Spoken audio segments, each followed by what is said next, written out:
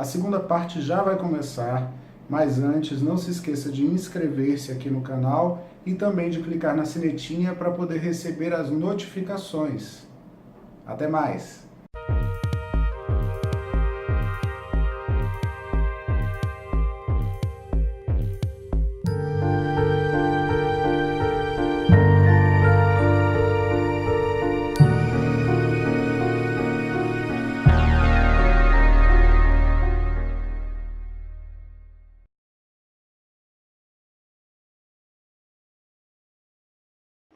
Então, agora que a gente vai entrar propriamente dito no tema da palestra, né? Todo esse pequeno prólogo foi para poder mostrar como que a gente, de fato, acaba sofrendo esse tipo de influência, né, da nossa família de origem, para que, a partir disso, nós possamos entender como é que isso dialoga na prática.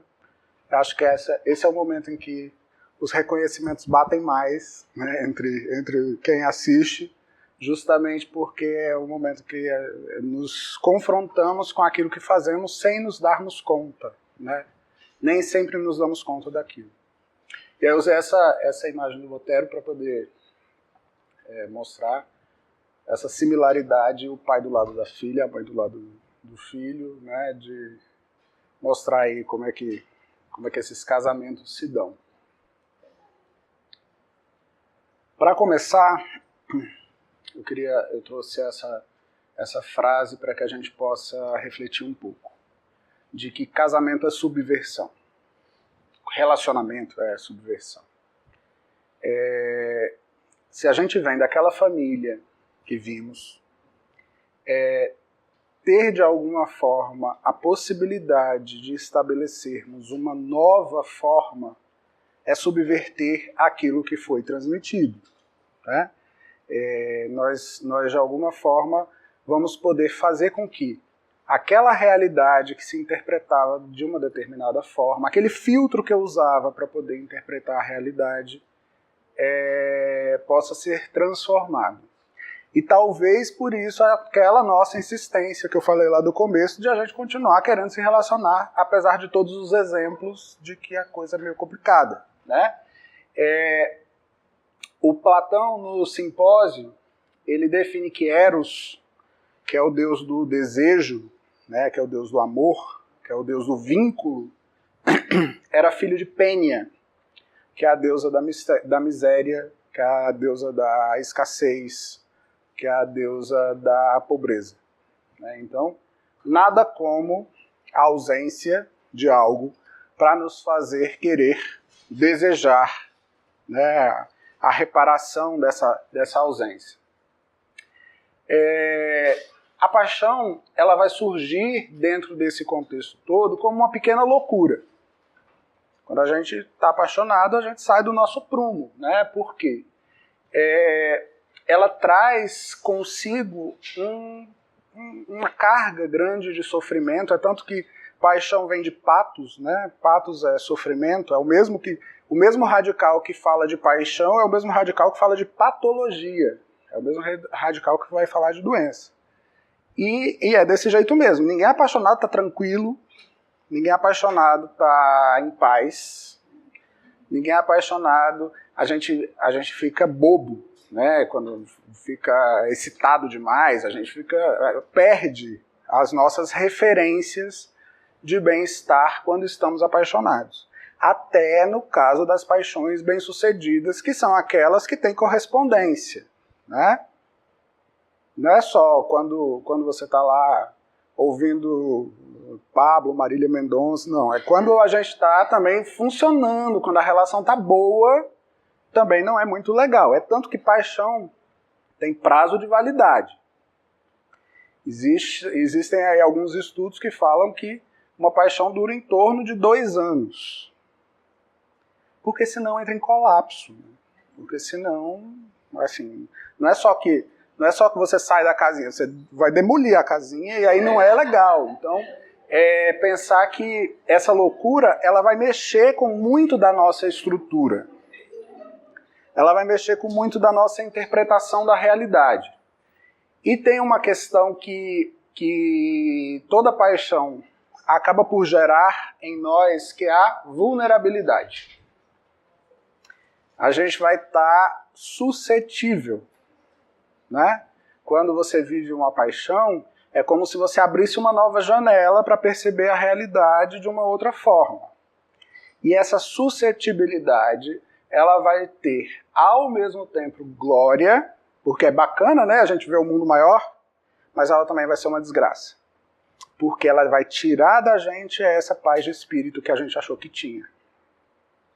Então, essa dinâmica do enamoramento, ela vai ser uma forma que o inconsciente, que o si mesmo, que é o termo que nós junguianos usamos, né, o self, o si mesmo, que é a totalidade da psique, ela vai ser uma das estratégias do self da realização desse si mesmo.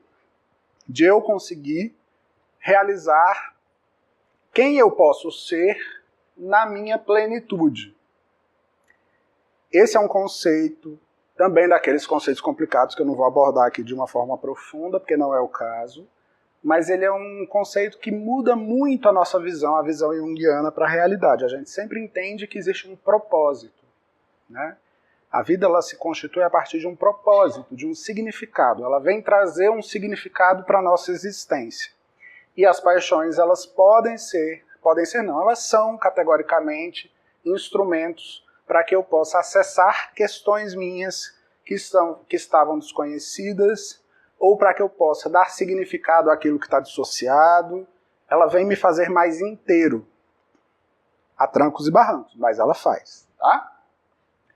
O enamoramento, ele vai surgir como uma relação basicamente entre os inconscientes.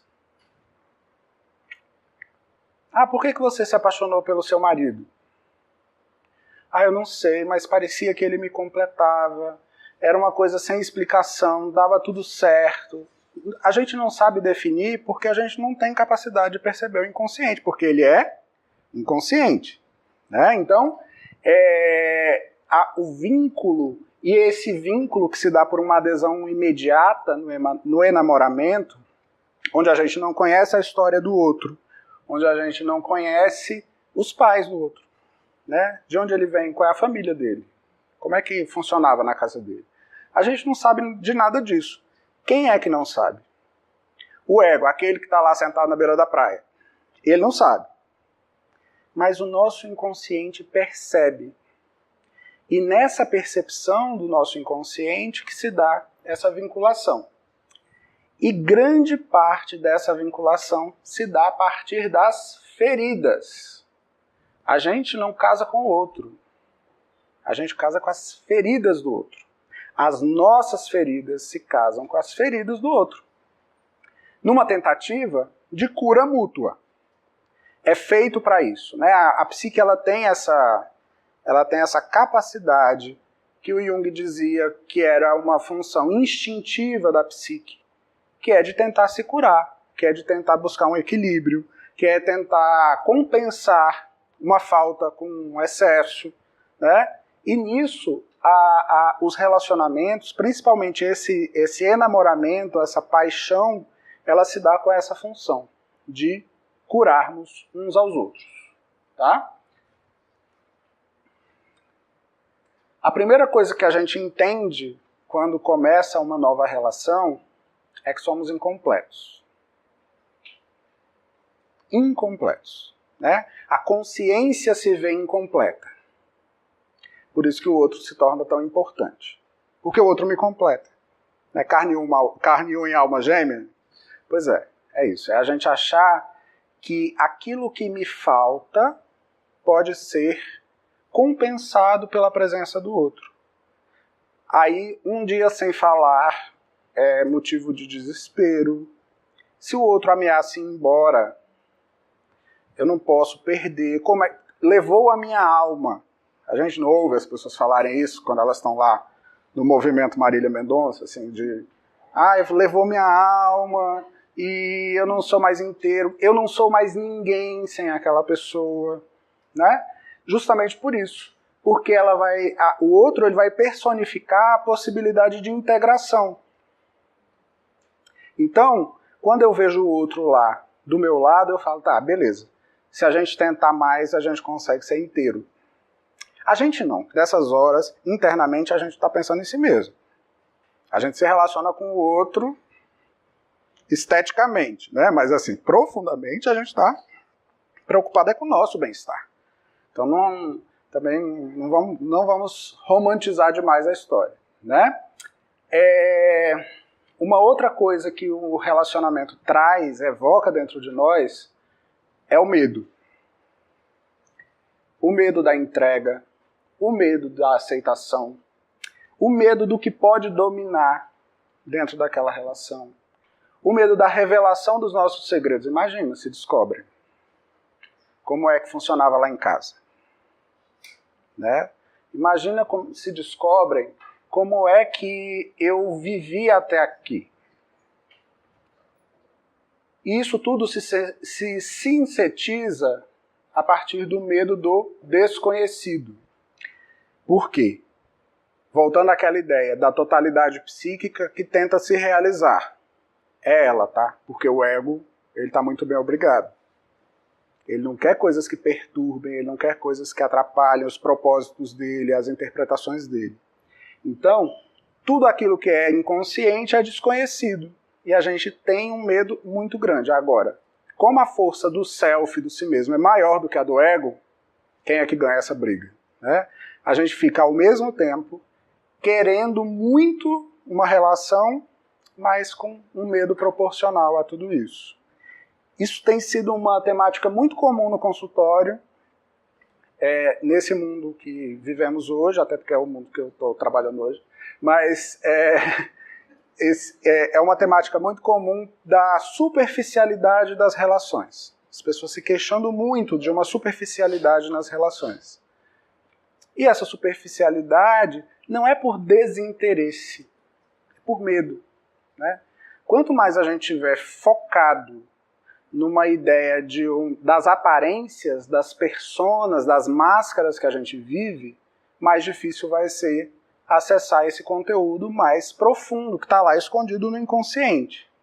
Então é melhor não nos relacionarmos, porque relação vai me expor a esse risco. Né?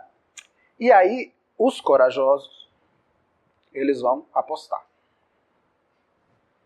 É o ego que decide por, né, que não resiste à paixão, que se entrega a uma relação, ou que deposita, às vezes não é nem de uma forma tão consciente assim, tão reflexiva, né? Às vezes é por desespero mesmo, é por vontade de querer essa integração de qualquer jeito, porque o vazio existencial é muito grande. Né? Então, isso também é super, dá para fazer cartão fidelidade no consultório disso também. Né? As pessoas que buscam essa relação com o outro para poder, de alguma forma, sanar um vazio que é maior, que ela desconhece, que ela não consegue se perceber inteiro. E lembrando que essa incompletude é só uma percepção da consciência. No todo, nós somos inteiros. A consciência, o ego, que não consegue perceber e se contextualizar dentro desse todo. Ele não se rende a esse todo. Mas inteiros nós somos. A forma como eu me relaciono com o outro, ela vai ajudar a me fazer perceber que eu sou inteiro. Mas a gente não vive isso. A gente vive isso na porrada. Né? O natural não é a gente achar assim, não. Eu estou vivendo com essa pessoa para ela ajudar a agregar fatores da minha vida ou para fazer despertar em mim aspectos que até então eu negava. A gente quer o outro mesmo, a gente se agarra ali para não se perder na enxurrada. Né? Então, tudo isso nos mostra que relacionamento é uma forma de subversão.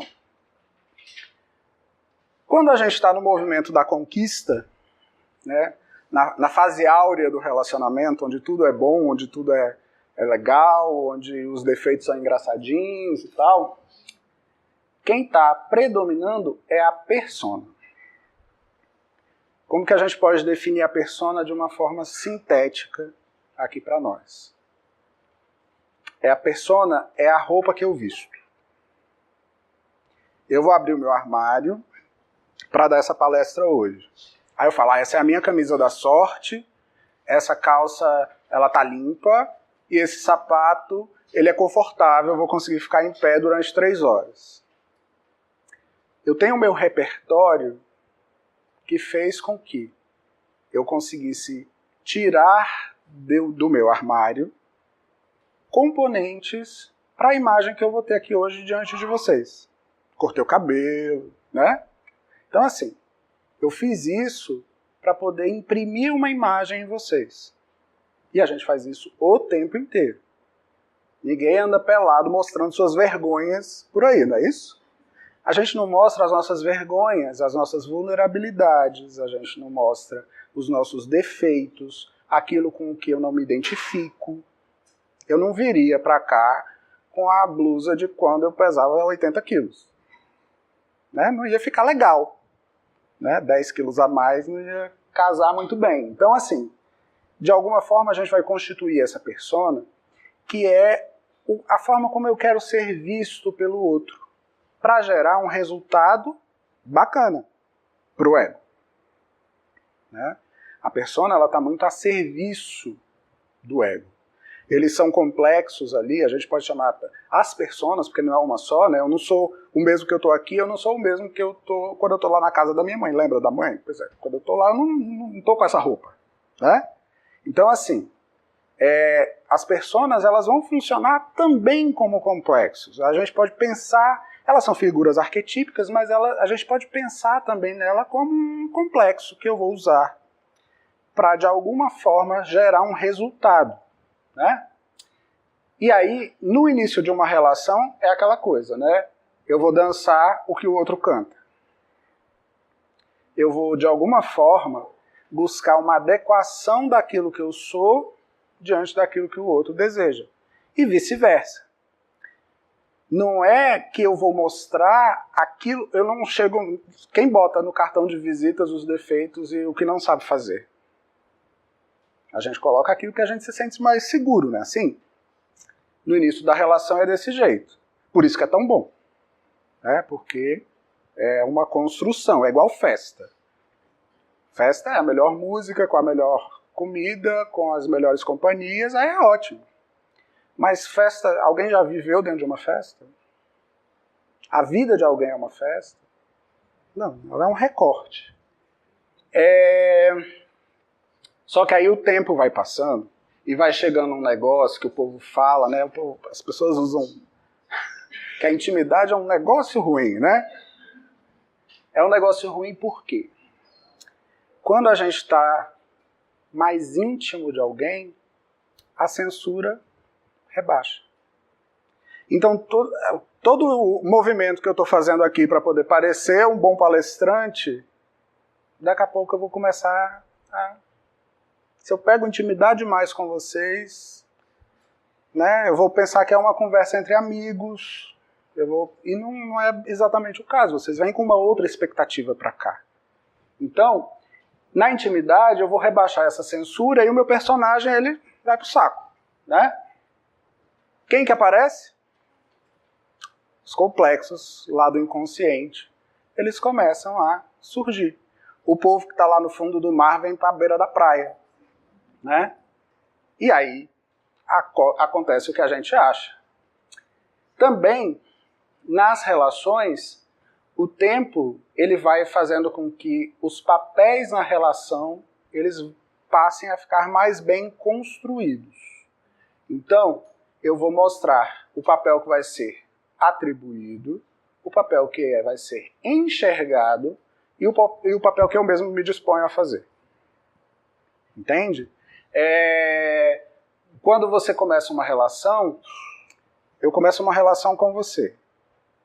Eu espero que você seja assim. Você vai ser desse jeito? Não necessariamente, mas eu vou tentar te persuadir a ser isso, né? Ou você está funcionando do seu jeito, mas eu te enxergo do jeito que eu quero te enxergar. Eu atribuo, não consigo eu não consigo ter êxito nessa atribuição do papel. Então eu vou enxergar o que eu quero ver. E você também pode virar e falar assim: oi, João, tudo bem? Como é que você quer que eu seja? Não é assim? Nas relações, a gente também vai ter essas definições de papéis determinadas por aqueles complexos, por todos os complexos, mas principalmente por aqueles complexos parentais. Né? Isso já foi? Já foi. Já. As tais das questões parentais. Lá em casa, gente, era assim. Né? A gente vai ter vivo, às vezes vivo, e às vezes de uma forma meio... Às vezes é um vivo que está sentado na sala, às vezes é um vivo que está escondido no porão. As memórias das relações parentais, né, da relação que existia entre pai e mãe, entre eu e pai, entre eu e mãe, e também dos papéis que eram representados dentro dessa família. Como é que meu pai via minha mãe, como é que eu via meu pai. Né? Essas memórias, elas vão fazer com que a nossa forma de relacionar com o outro tenha uma interferência. Especialmente quando a tal da censura, quando a gente já está relaxado dentro da relação. É muito difícil você pegar um casal que na primeira semana de namoro eles estejam brigando por algum tipo de picuinha, não é verdade? Na verdade, isso acontece quando eles já têm uma certa intimidade e eles começam a se perceber de uma forma diferente que vai além da persona. Lá em casa, também tem uma coisa que é comum, né? É que existe hierarquia. Os papéis dentro de uma casa, eles não são equânimes. Você vai ter quem manda, quem obedece, você vai ter quem contribui tem tal benefício, né? Existem hierarquias, existe uma disparidade dentro dessa relação familiar, e essa disparidade implica em poder. E aí, para quem é junguiano, Jung dizia que o contrário do amor não é o ódio, que o contrário do amor é o poder. Né? Que onde existe o poder, o amor sai pela janela. Justamente porque, se existe essa disparidade, eu vou estar de alguma forma sempre tendo alguém que se impõe e alguém que se submete. Eu não aceito o outro do jeito que ele é. Eu aceito o outro do jeito que eu quero que ele seja. Esse tema é um tema que eu também faria um simpósio, porque é o meu tema de pesquisa, meu objeto de pesquisa, que é o masoquismo. Né? E aí, a partir de tudo isso, dá para a gente pensar em alguns esquemas de interferência que se dão a partir da história familiar nos relacionamentos. É o nosso próximo passo. A história ela começa a ficar complicada quando questões inconscientes assimiladas como amor geram interpretações distorcidas. Por exemplo, minha tia era louca de ciúme pelo meu tio. Ela não queria que meu tio saísse para lugar nenhum, que ele conversasse com ninguém. Se mexeu é um risco. Né? Isso é amor? Mas ela fazia isso dizendo que era. E aí, como é que eu assimilei? Como amor. Né? Então, a gente assimila muita coisa. Amor, gente, amor é um negócio muito complicado. Muito, porque tudo pode ser amor. Eu posso bater na minha mulher por amor. Tá? Eu posso trair o meu marido por amor. Eu posso... Amor cabe tudo. É um conceito que cada um é talvez o mais subjetivo dos sentimentos que a gente nomeia. Porque cada um enxerga de um jeito, cada um nomeia de um jeito. E ele aceita, né?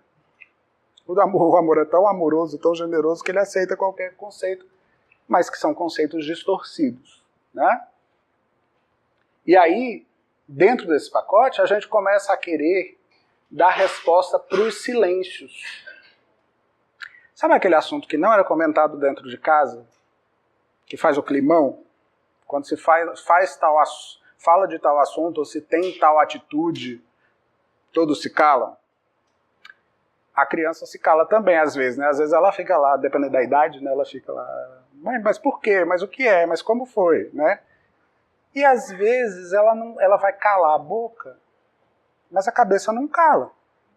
Ela fica tentando dar resposta. A gente também tem essa mania feia, né? De ficar tentando, com a imaginação, dar resposta para as coisas que não tem resposta. Não é uma mania feia não, gente. Isso é um impulso natural da psique. Mas assim, isso acaba sendo problemático, né? Porque quando a gente tenta dar resposta para os silêncios, preencher lacunas, revelar verdades, a gente corre um risco muito grande de tentar fazer isso na relação com o outro. Eu quero entender por que minha mãe funcionava daquele jeito. Só que como eu não consigo conscientemente fazer isso, eu reproduzo a relação que existia dentro de casa. Quem sabe, reproduzindo e vivendo, eu não consigo dar uma resposta para isso, né? E aí o Jung ele destaca dizendo que o gerador das piores consequências nessa relação parental para a formação de novas relações entre os filhos é a inconsistência artificial dos pais. Que é o quê? Aquele que é sem ser ou aquele que não é, sabe? É o fantasiar um papel. São pessoas que não desempenham aquilo que elas verdadeiramente são, mas que elas criam um personagem e aquele personagem vai colando dentro de casa e você não conhece a verdadeira natureza daquela pessoa. Né? Ela se segura numa farsa por muito tempo. Ou ela nega algo que era muito importante dentro dela, mas que ela fica ali se defendendo de uma forma muito agressiva, muitas vezes, consigo mesmo. E, sabe, quando o Geraldo fala muito, quando a cara não bate com o crachá, você olha para a pessoa e você fala, mas engraçado, tem alguma coisa errada com ela? Porque não soa natural. Pois é, quando essa pessoa é um pai ou é uma mãe,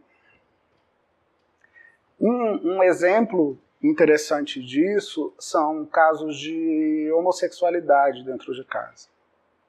Entende?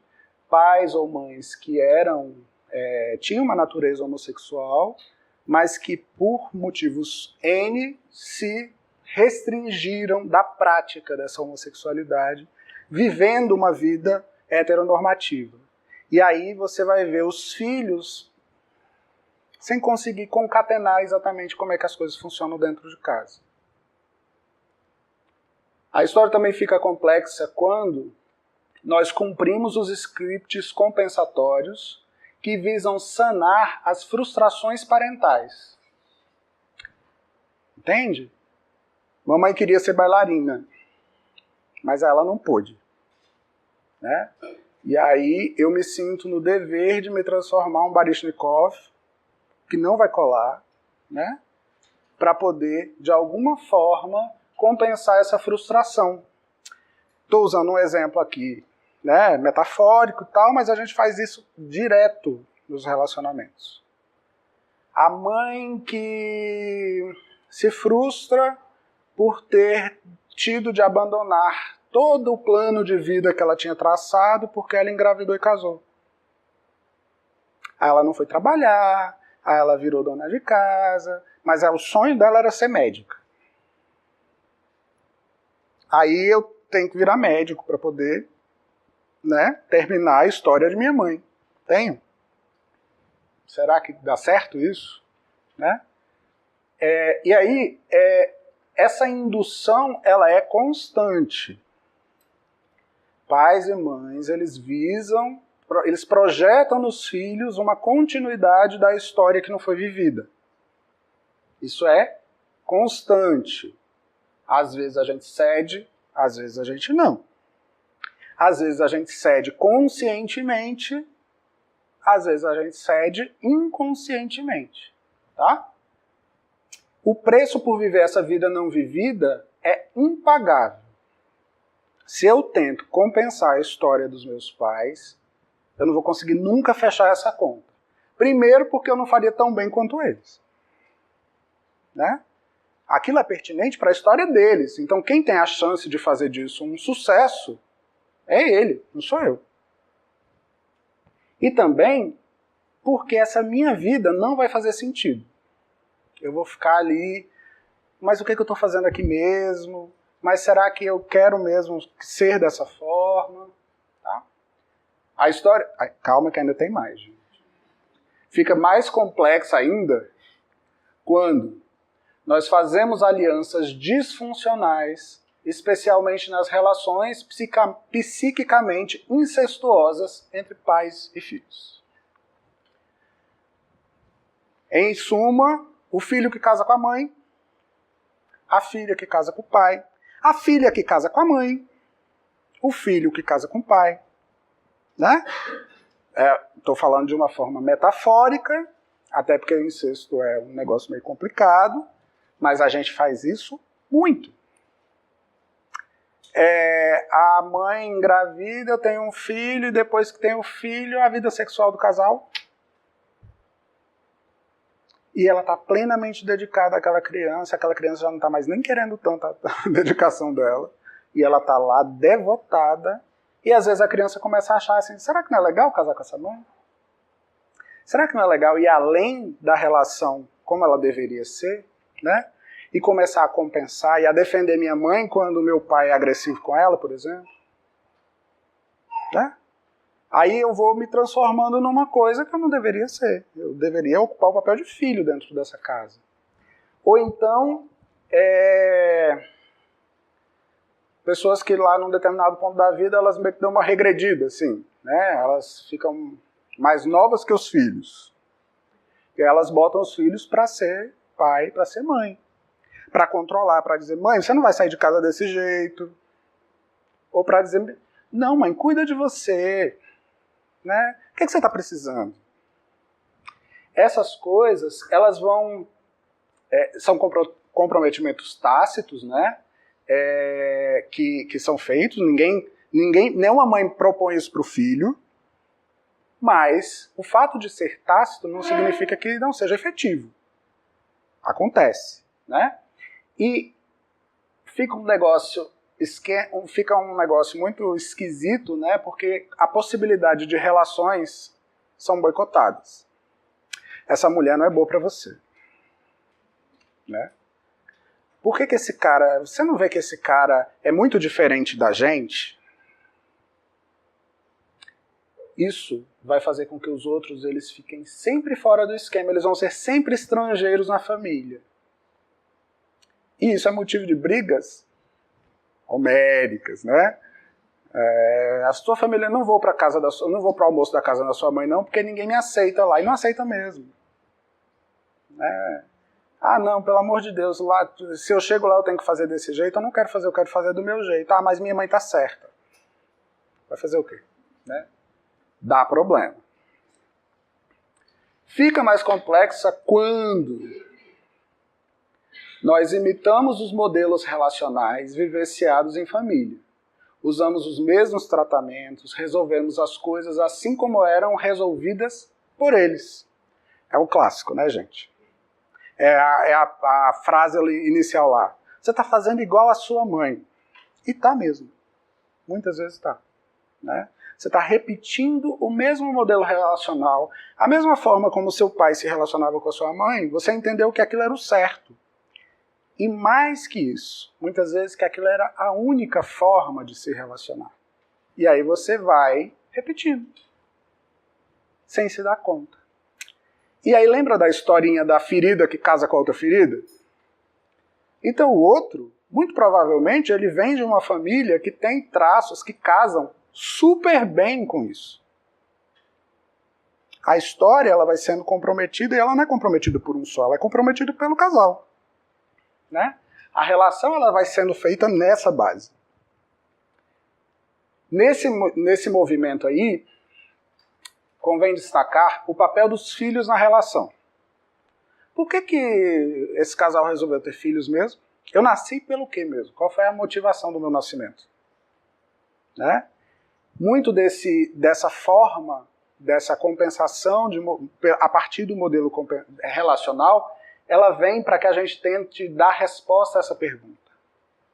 Qual era o meu papel nessa família? Como é que me viam dentro dessa família? E aí eu tento, reproduzindo uma relação semelhante, olhar para ver como é que será que eles pensavam, como é que será que eles sentiam. Também participa disso toda a argumentação econômica, social, moral, né? Como é que lidavam com dinheiro dentro de casa? Minha mãe pegava dinheiro escondido do meu pai para comprar as coisas dela. E aí hoje eu trabalho, mas eu tenho uma culpa enorme de ir no shopping para comprar uma bolsa. Será que eu não estou reproduzindo, de alguma forma, a ideia lá de trás de que a mulher ter dinheiro não era uma boa saída? Né? Ou então, eu pego o meu salário e eu queimo inteiro para eu não ter o dinheiro para poder depender do meu pai, para depender do meu marido. Entende? São imbricações que vão se surgindo a partir dessa história, que vai para viés econômico, para viés social, para viés moral, e também para a relação de confiança e de lealdade entre o casal. E aí, como era? Papai tinha um futebol que durava a tarde toda. Né? Ninguém sabe onde era esse futebol, ninguém nunca viu os colegas de futebol desse. Aí no velório descobre, né? Qual era o futebol, onde era esse futebol. A história fica complexa também quando nós funcionamos a partir das expectativas projetadas sobre os pais. Ou seja, aquilo que eu esperava deles. Sendo elas realizadas ou não. Né? Eu posso ter tido uma mãe super legal comigo, mãezona daquela, e aí eu fico esperando que todas as pessoas com quem eu me relacione sejam iguais. Tá? Ou então, eu tive uma mãe que me negligenciava, ou que eu me sentia negligenciado, né? E aí eu espero que você faça aquilo que ela não fez. Isso vai falar da forma como eu devo ser, de como eu devo ser, de como eu devo fazer, para poder agraciá-los ou para poder contrariá-los. Aí eu fico tentando punir meu pai usando o outro como médium, né? Não dá muito certo, né? E meu pai lá, vivendo a vida dele, aqui ou no outro mundo, né? Numa boa, e o outro lá, sofrendo e se submetendo a esse sofrimento pelas razões que são dele. Ele também não está ali de graça. Ele também, a mediunidade dele não aflorou à toa. Né? Nesse movimento, eu posso fazer-me muito forte para poder viver sem os pais. Aí viram aquelas pessoas destemidas, independentes, né? Que não aceitam muita coisa. Eu não suporto esse tipo de situação, eu vou embora. Né? Ou se fazer de fraco e eternamente dependente deles. Abarra meu sapato. Né? Aqueles casais onde as pessoas elas não conseguem. Foto de casal de... quem tiver, desculpa. Mas foto de casal de Facebook. Sabe? A imagem do perfil ser a foto de casal. É uma coisa meio, né, assim... Mas e a sua individualidade? Né? Onde fica? Né? E aí são pessoas que vão sacrificar-se muito pela relação, né, para tentar apaziguar uma frustração parental, ou então são aquelas que não vão sacrificar nada, que vão exigir porque é meu de direito. Você tem que ser assim porque você está comigo. Nossa, né? Você deve ser muito legal. Será que eu vivo isso, gente? Vocês estão se perguntando se vocês vivem isso? A primeira coisa que convém destacar é que tentar fazer essas famílias compensatórias, tentar estabelecer relações compensatórias, é uma tentativa inglória. No propósito original, não vai ser contemplado nunca. A relação que eu tiver com o meu parceiro nunca vai corrigir a relação dos meus pais, a relação dos meus pais comigo. Nunca. Né? Não vai funcionar. Uma outra coisa que é muito comum dentro desse movimento todo, né, é uma idealização de um estado de completude, de plenitude. Ah, nós seremos felizes. Se a gente se esforçar um pouquinho mais, a gente vai ser muito feliz. Né? Igual o amor, que é um conceito difuso, complicado, né, a felicidade é outro. Felicidade muitas vezes é confundida com uma ausência plena de problemas. Gente, o nome disso é salvação, né? Assim, para os cristãos, se Jesus voltar e puxar todo mundo, aí beleza, mas... esse é um clássico também. A infantilização, né? O mozão, né? Toda vez que essa vozinha aparece, que esses tratativos aparecem, eles vão falar que de alguma forma a gente regrediu. A gente regrediu para lá, para a nossa história familiar. A gente está, de alguma forma, tentando, ao rebaixar essa consciência e ao irmos para esse caminho de infantilização, a gente está voltando a ser aquela criança mesmo. E dessa forma a gente está tentando dar um sanativo, ou dar algum sentido, resolver de alguma forma aquilo que ficou parado no tempo. Né? Aquela pergunta que não foi respondida, aquele silêncio que me incomodou.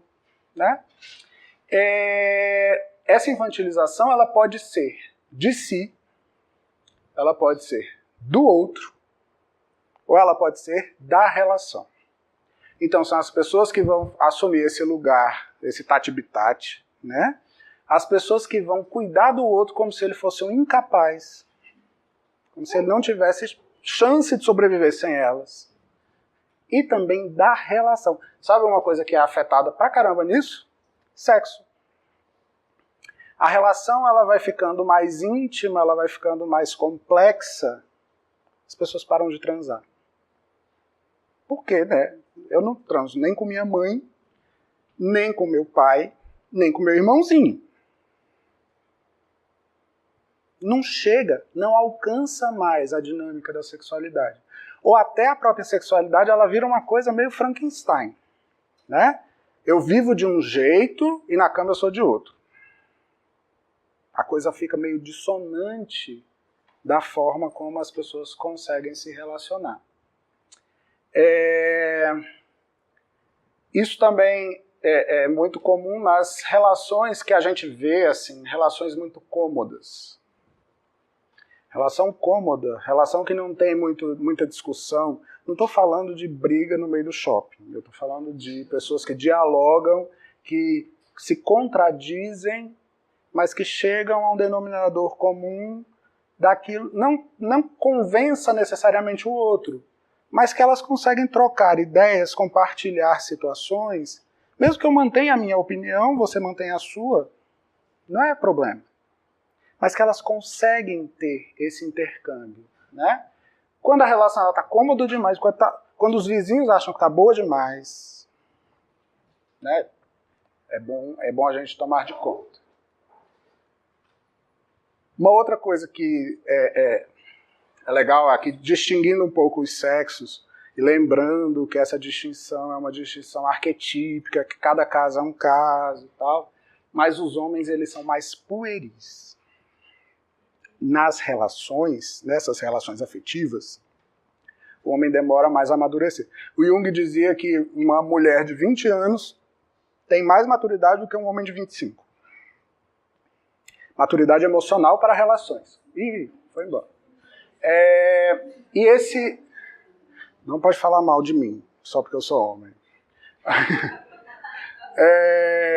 Que essa postura do masculino, né, ela faz gerar no homem mais ilusões, mais irresponsabilidade, competitividade, falta de comprometimento, uma autoafirmação exacerbada, uma necessidade grande de experimentar, leia-se sexo, né? O homem não pode ver uma mulher diferente, que ele já começa a pensar nas possibilidades, um homem diferente também para os homossexuais.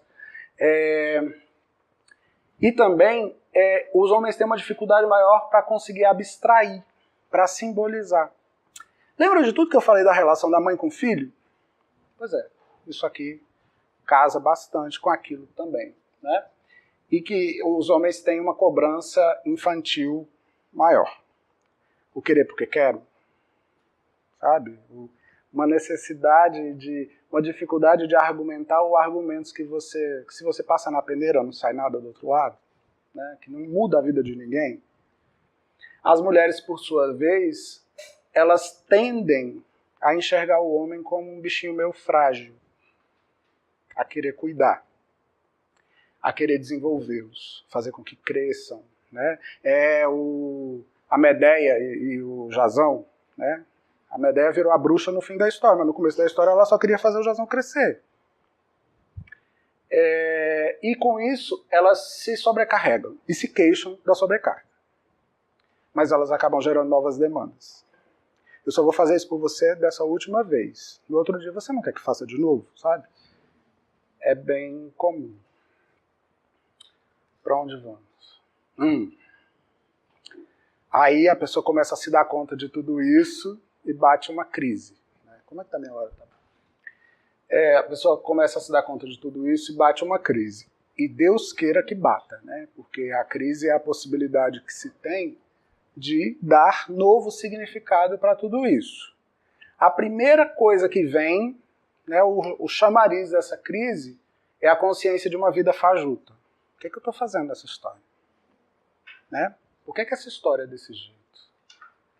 A gente começa a ficar mais distanciado das imagens falaciosas do felizes para sempre e a gente começa a compreender mais a vida real. A gente para de comparar mais a nossa relação com a relação do coleguinha, né, para dizer, mas fulano faz isso por fulana. Tá, problema deles, né? A gente começa a tomar mais conta da nossa própria história. Em geral, essa crise, ela vem ali, ela fica mais aguçada na meia-idade, né? Que é o momento em que a gente percebe que o tempo passa. E que, se eu não fizer, talvez não dê tempo. Se eu não trabalhar para realizar aquilo que sou eu, talvez eu passe. Aí tem o povo que acredita na reencarnação, que ainda tem esse bônus, né? Assim, pode voltar para tentar corrigir e tal. Mas o problema é que quando voltar, tem a primeira mamada, tem aquele momento em que eu procuro a mãe e eu não acho. Ou seja, vai sendo cumulativo. Talvez não seja uma boa ideia deixar para depois, né?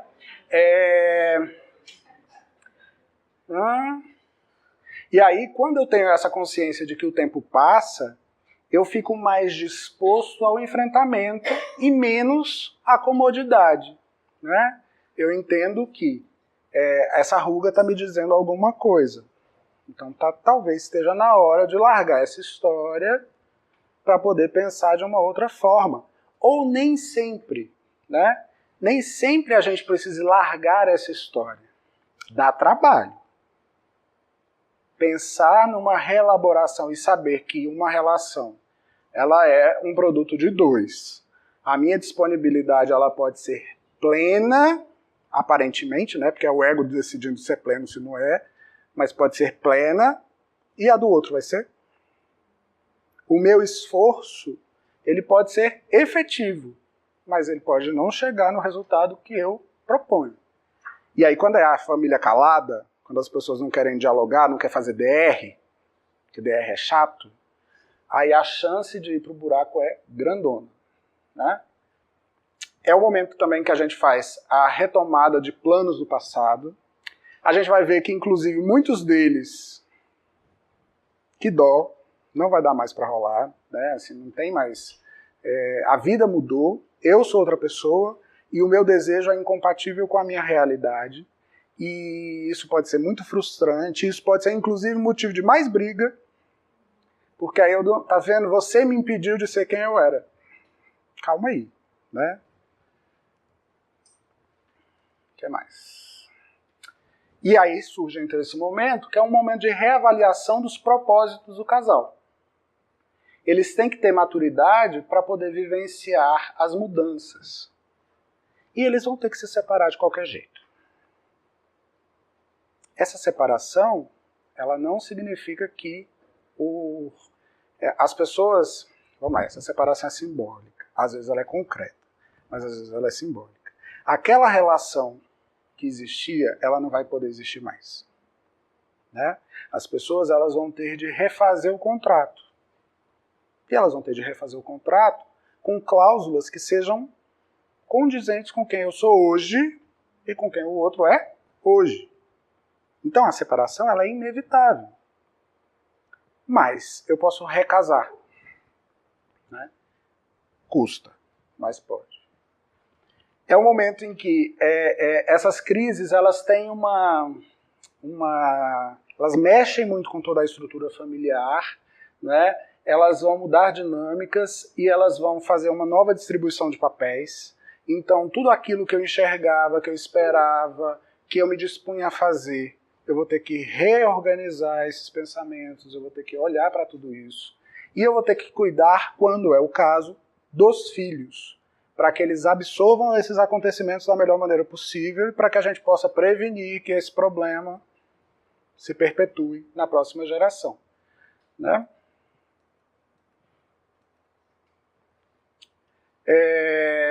Aí o que eu proponho para essa história toda é o que eu estou chamando aqui de uma emancipação psíquica. Como é que se dá isso? Como é que eu posso me emancipar do meu pai e da minha mãe psiquicamente? Eu prefiro esse termo a matar pai e mãe, até porque eles não morrem, né? A gente dá paulada, mas eles continuam lá. Então, assim, talvez seja melhor a gente aprender a viver sem eles. Tentar encontrar dentro de nós os artifícios, os recursos, as possibilidades, para que essa vivência não seja uma vivência tão mais visceral, tão mais determinante dentro daquilo que eu sou. Né? Até porque, se eu não me responsabilizo por essa mudança, nada vai acontecer. Nós tivemos nossos pais, eles foram as pessoas possíveis, e eles não vão mudar. Né? Eu usei essa imagem dessas lâmpadas dos anos 70, 80, sei lá, porque eu acho que é uma boa imagem para a gente pensar na ampliação de consciência, né? No fluxo de como as coisas funcionam entre consciência e inconsciente. Então, a gente vai ter aqui conteúdos que eles vão emergir do inconsciente, eles vão participar um tanto lá da consciência. A gente pode pensar no topo dessa garrafa como a consciência, né? Como o lugar de onde o ego fica. E depois, na medida em que uns sobem, outros voltam para o inconsciente. A gente está formando, quando a gente pensa em ampliação de consciência, não é que a gente uma hora vai saber de tudo, que a gente vai dar conta de tudo. Não é isso. Tem um fluxo de conteúdos que emergem do inconsciente, que vão para a consciência, e outros da consciência que vão acabar parando novamente no inconsciente. Só que, quando a gente faz isso, olha só, isso faz parte do todo, não faz? Mas aqui está diferenciado. Até o momento que volta, ele está diferenciado. Né? Essa diferenciação é que é a chave do negócio. É eu conseguir olhar para as dinâmicas, me reconhecer nelas, mas saber me distanciar também delas. É isso que o exercício de reflexão nos permite. É eu estar aqui dando essa palestra e estar sentado no fundo da sala me vendo dar essa palestra. Né? Reflexão é isso, é eu olhar para o meu próprio reflexo. É eu conseguir me perceber a partir de outras perspectivas. Se eu consigo fazer isso, eu consigo diferenciar quem é o João palestrante. O João outro, X, ele vai conseguir olhar para o João palestrante, ele vai conseguir fazer uma avaliação mais criteriosa, que pode me ajudar, inclusive, quando eu precisar dar outra palestra. Né? Uma outra coisa é que, se a nossa família é aquela mesma, né, a gente senta na BR e chora, ou então a gente vai buscar novas referências. Né? Eu não vou ter outro pai ou outra mãe como substitutivos daquele que eu tive. Mas eu posso ter novas referências de pai, novas referências de mãe, para que eu possa fazer aflorar no meu complexo materno, no meu complexo paterno, outras imagens. Quem sabe, se eu colocar várias outras referências, o eixo também não mude, né? Porque assim, o eixo do complexo materno é a mãe arquetípica. Só que a mãe arquetípica é a que cuida, é a devoradora, é a que negligencia por inveja. Tudo isso, todas essas imagens cabem dentro do arquétipo materno. Talvez se eu colocar outras referências, se eu for agregando outras referências, ele ganha uma outra cara. O cardume lá de peixe amarelinho, ele ganha os peixinhos vermelhos, e aí de longe ele fica mais laranja, sabe?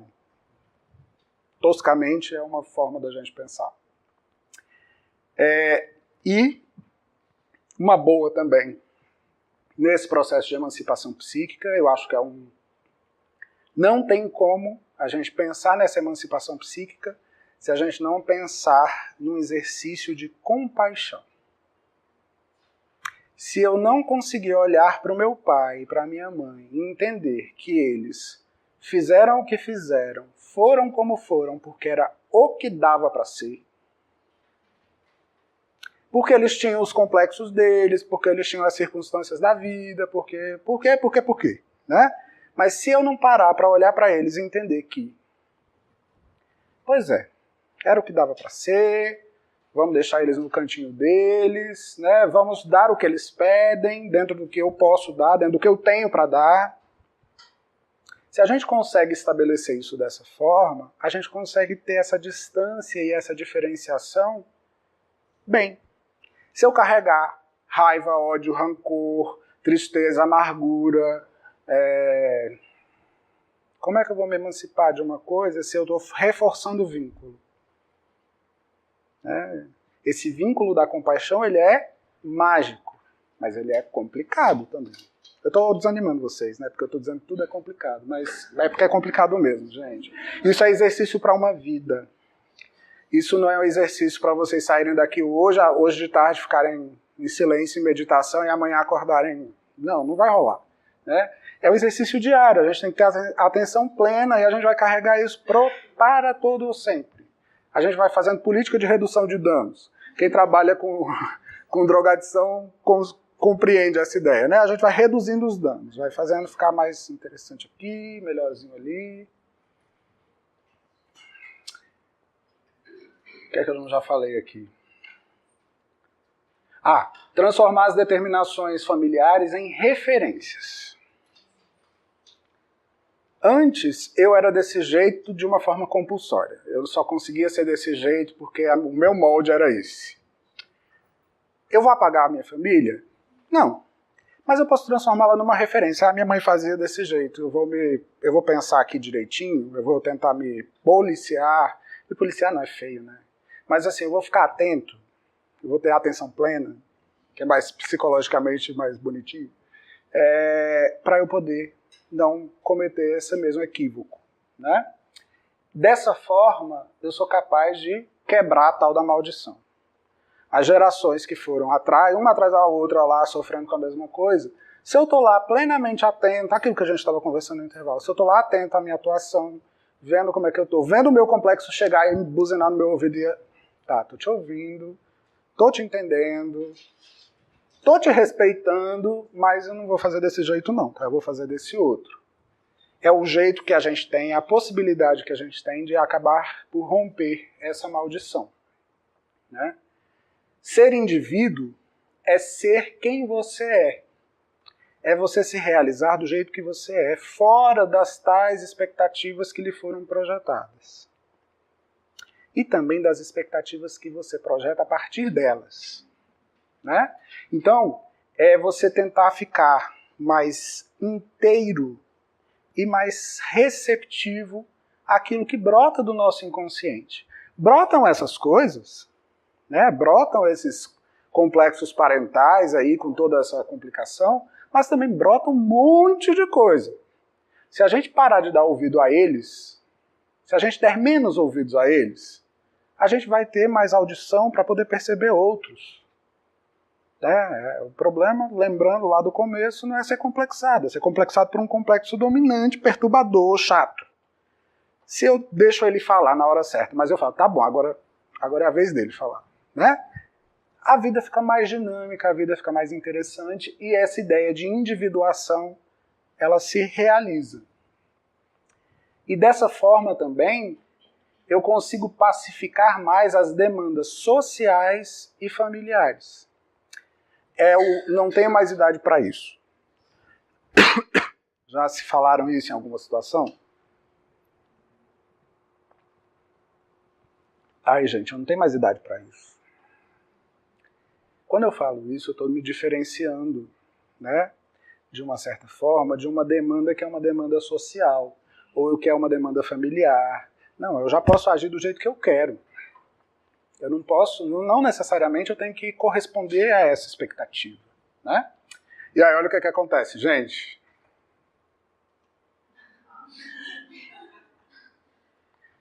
Aí tá todo mundo e ela tá lá. E quem? Nossa rainha, totalmente diferenciada e resolvida diante dessa família. Não muito normal. Né? Não, na família é bem normal, a norma é essa, né? O problema é esse. Ela é anormal. E aí é um questionamento também bom, né?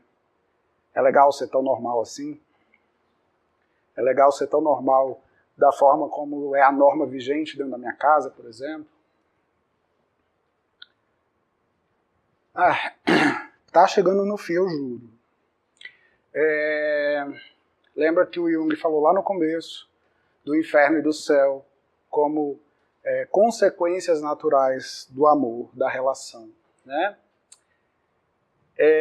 Aqui eu estou destacando um outro trecho também desse mesmo texto do Jung, que o ser integral ele corresponde à totalidade, que isso é um exercício difícil, como eu já repeti aqui 500 vezes. Né? Alguém quer ler o trecho? Leia. O amor tem mais do que um ponto em comum com a convicção religiosa. Exige uma aceitação incondicional e uma entrega total. Assim como o fiel, que se entrega todo a seu Deus, participa da manifestação da graça divina, também o amor só revela seus mais altos segredos e maravilhas àquele que é capaz de entrega total e de fidelidade ao sentimento. Pelo fato disso ser muito difícil, poucos mortais podem orgulhar-se de tê-lo conseguido. Mas, por ser o amor devotado e fiel o mais belo, nunca se deveria procurar o que pode torná-lo fácil. Alguém que se apavora e recua diante da dificuldade no amor é péssimo cavaleiro de sua amada. O amor é como um Deus. Ambos só se revelam seus mais nobres cavaleiros. Mais bonito que isso eu não falaria nunca. Aqui são as referências, são aí livros que eu consultei para montar essa apresentação para vocês. Sim? E aqui são minhas redes sociais. Eu agradeço a presença de vocês. Obrigado.